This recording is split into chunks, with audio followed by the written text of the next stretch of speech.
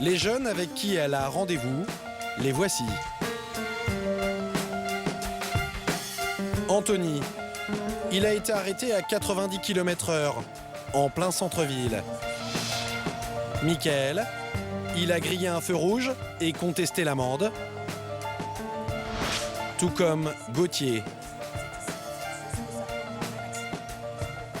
On n'est pas à la maternelle, hein, je veux dire, voilà. C'est pour essayer d'ouvrir les yeux que vous êtes ici, en fait, sur ce que ça peut engendrer un accident. Voilà, parce qu'on fait tous pareil, on connaît les choses, mais tant qu'on les a pas un tout petit peu vues, des fois, on les minimise un peu, voilà. La journée commence avec les patients en partie paralysés. Oui. Paraplégie, je crois que Oui. je me rappelle plus. Hein. Paraplégie, para, ça veut dire moitié, donc c'est les jambes. Après, tétraplégie, donc c'est tétra, ça veut dire 4, donc c'est les 4 membres. Et on a aussi donc des patients qui ont des traumas crâniens. Ensuite, direction un autre service pour des accidentés encore plus grièvement atteints. Je dis plateau technique sur site parce qu'on ne peut pas les mélanger vis-à-vis du regard des autres parce que c'est dur. Sous les yeux des jeunes conducteurs, des patients dans un état critique. La plupart d'entre eux ont des séquelles irréversibles. En plus, bon, vous avez du mal à les regarder. Non, mais c'est normal. Vous avez du mal à les regarder, mais dites-vous bien que ça met mal à l'aise tout le monde. Il a doublé à l'endroit où il fallait pas. Tous sont des victimes de la route. Téléphone au volant, moto fauchée, perte de contrôle du véhicule. Un choc pour Anthony, Michael et Gauthier. C'est perturbant quand même de voir qu'on peut être debout comme ça et que d'un coup on peut être dans un service du jour au lendemain. Une fraction de seconde, ça va vite, je pense que ça va vite.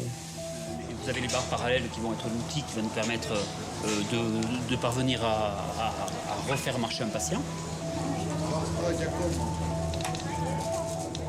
Des fois, pour 2 minutes d'inattention, c'est des fois 6 mois d'hospitalisation pour retrouver une marche qui ne sera pas forcément à l'identique de celle qu'il avait avant son accident, qui peut rester quand même avec des séquelles. Voilà, donc lourd de conséquences pour pour 2 minutes qu'on a voulu gagner au départ. Vous allez rester marqué, forcément. Peut-être que vous y penserez la prochaine fois que vous serez au feu rouge. Bonne continuation et bonne chance pour la suite. Mais pour les 3 jeunes, ces confrontations bouleversantes ne s'arrêtent pas là. Vient ensuite la rencontre avec Morgane et ses 2 camarades. Erwin en t-shirt noir, victime d'un tête-à-queue, et Michael, victime d'un accident de scooter. Voilà, paraplégique. Comme tu n'as plus les abdos, tu n'as plus rien, tu peux plus forcer. Je sais pas, on va voir ce que ça donne de parler avec eux, mais bon, je sais pas trop ce que je vais leur dire. On va voir. Mais vous avez quel âge? Moi j'ai 19 ans. 19? 17. 17. Et 23. Ils sont tous de la même génération. Ensemble, ils discutent des séquelles laissées par les accidents de la route. Et les 3 jeunes découvrent qu'en plus du fauteuil roulant, il y a toutes les complications engendrées par le handicap. Il y a plein de soucis de santé qui en découlent, il y a plein de choses derrière. Il y a tous les problèmes aussi, c'est qu'on va dire, mais bon, on se fait pipi dessus, on se fait caca dessus. Au tout début, c'est horrible à vivre, c'est dégradant. Pour frapper l'esprit des jeunes, Erwin et Michael leur montrent la sonde qu'ils utilisent pour uriner. Ça se fait comme ça. Et on enfonce ça dans le pénis jusqu'à la vessie pour vider la vessie. Vous imaginez ce que ça fait? C'est long, hein. Je te le dis moi. La première fois c'est long, tu es là, tu hésites. Je sais pas trop. Ça va faire mal, ça va pas faire mal. Enfin, Erwin explique la pire des conséquences pour lui. Une sexualité régie par des médicaments. C'est le pire celui-là, au niveau intime. Parce qu'avec ta femme, tu fais plus ce que tu veux, c'est fini. Tu craches purée, tu oublies ça. T'es obligé de prendre des cachets. Avant tu le prenais pour le plaisir, maintenant tu le prends par nécessité.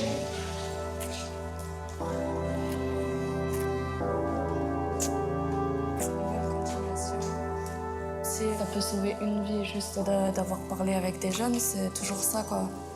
C'est une vie de sauver.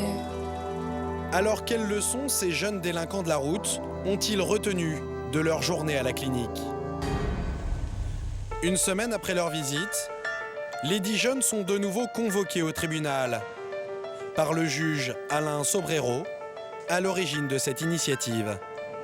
Son but? Provoquer un électrochoc chez les jeunes conducteurs. Je revendique qu'ils soient choqués.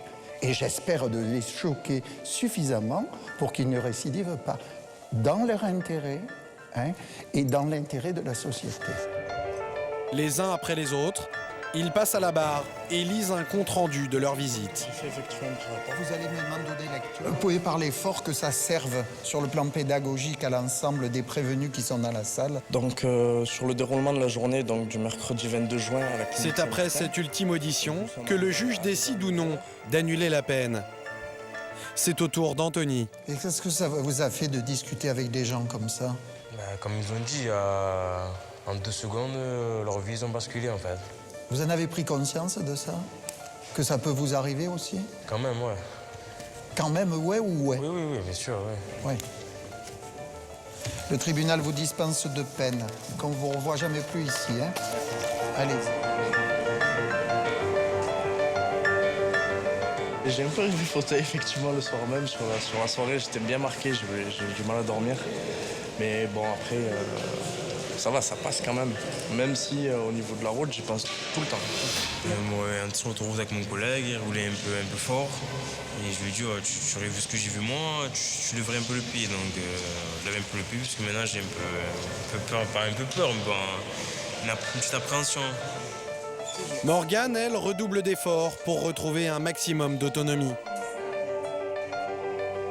Et malgré le classement sans suite de son dossier, elle s'accroche à l'espoir que l'on retrouve un jour l'homme qui l'a cloué dans ce fauteuil roulant.